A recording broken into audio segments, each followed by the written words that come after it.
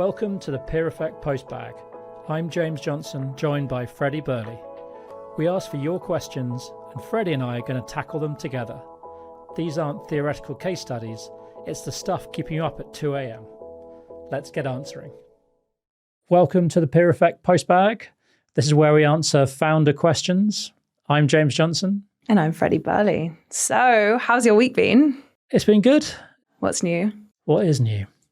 Something not very wild is I got recommended it's not even a new TV series, an old TV series called Kin. Okay. And it's on BBC iPlayer. Mm-hmm. And what's interesting is it was originally set out as a trilogy, like 3 seasons. And unfortunately, the studio that was producing it went bust before season 3. Partly because you look at the cast on this thing, it is insane. Like every character, and I recognize them. But it's a sort of an Irish crime family drama, but it's just really good. It's just really well acted. The cast are great. There's all these different themes going on. I love a good series. Like when you find something that's amazing, you just hunker in. It's a good feeling, especially also throwback series that you've never seen before. I'm going to add it to the list.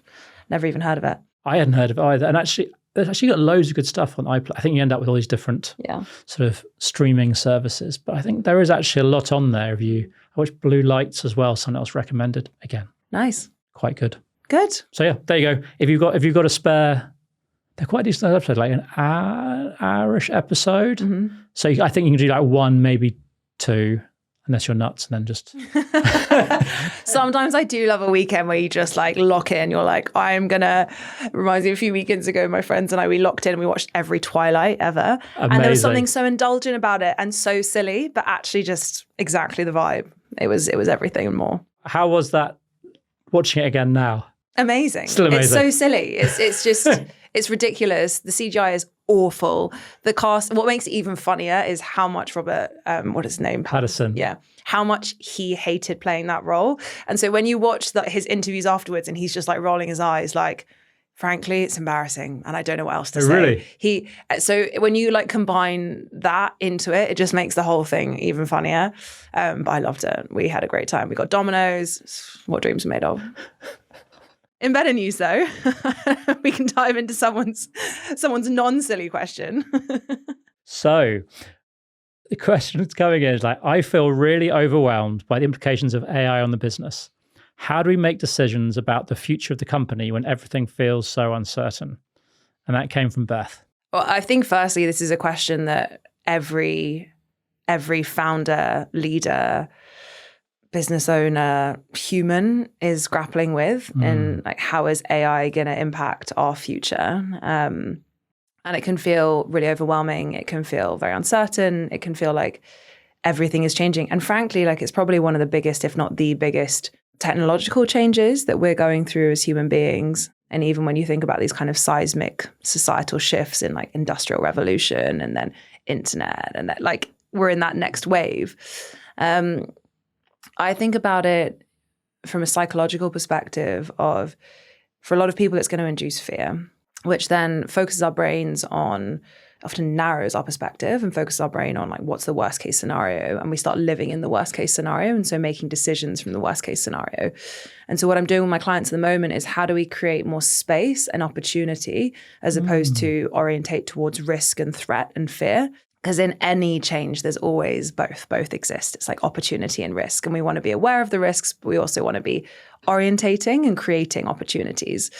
So my favorite starting point, especially within this current shift, is, well, what's the worst case scenario? What are you worrying about, whether it's Beth or whoever the human is? And for a lot of people, it will be, I'm worried that big tech's going to release a product that's essentially ours, and so we won't exist anymore.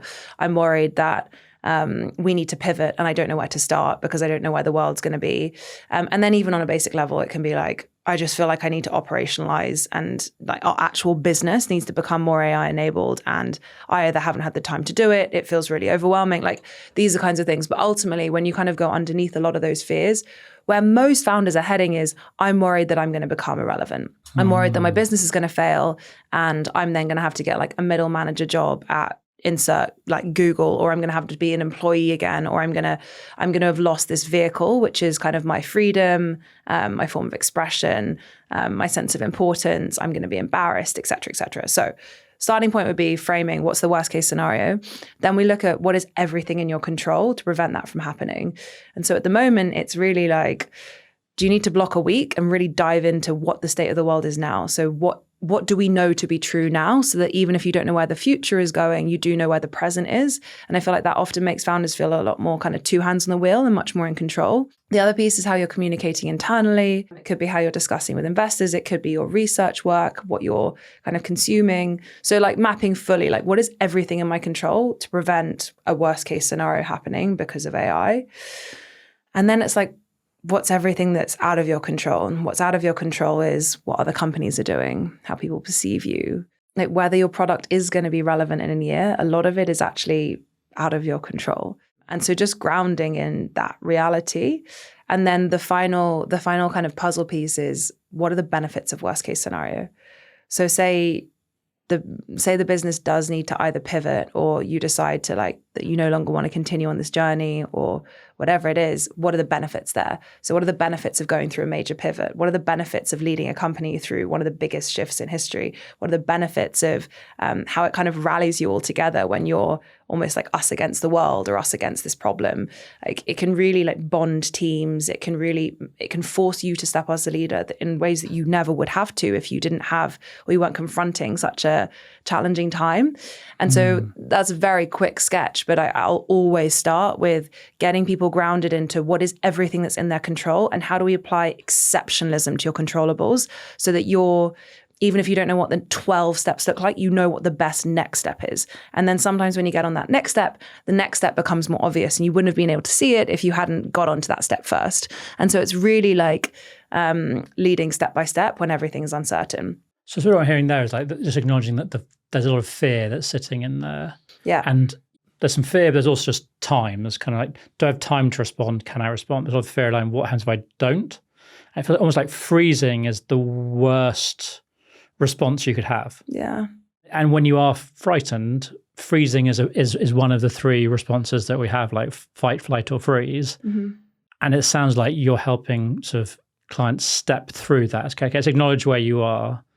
Let's feel it. Mm-hmm. But then let's start experimenting and stepping forward. Is that right? That's exactly it. It's like, how do we get out of procrastination, freeze, avoidance, and into action, momentum, movement, growth?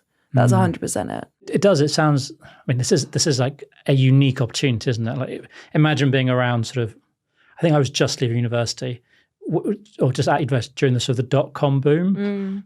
That was a time of huge change and opportunity, and like lots of that didn't work. Yeah.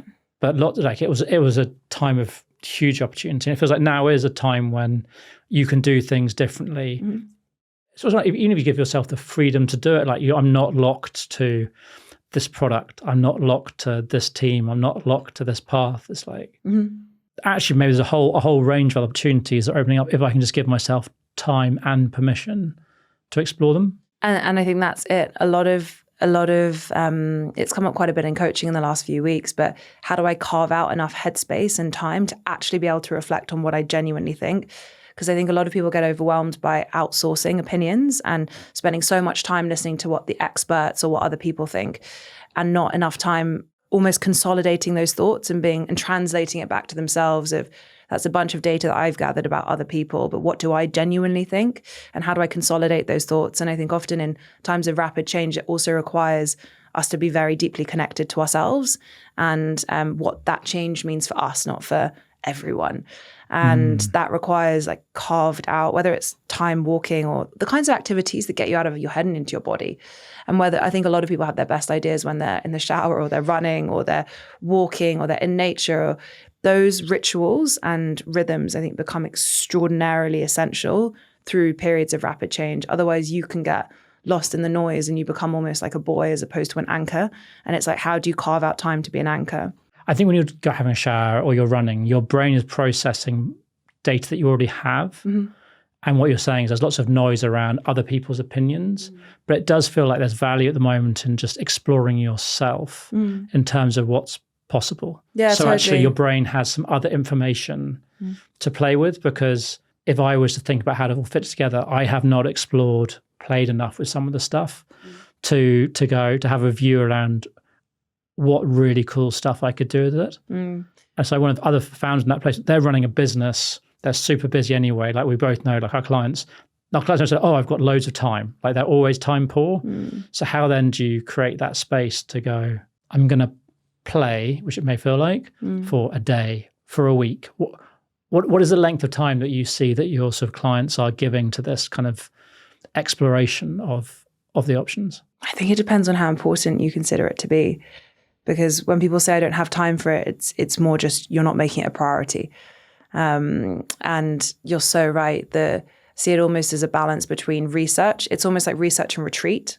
And I think when there's a lot of new information, you do need to feel tapped in and understanding and aware. And then the retreat is like, and what does this mean for me? What does this mean for me as a leader? What does this mean for my company? What does this mean for my team? What does this mean for my industry? That balance is important. One of my clients blocked a week. They just completely cleared their week. And they're like, I need to understand way more intentionally what's going on, not just on an operational level, but actually for the future of our product. Do we need to completely change our product?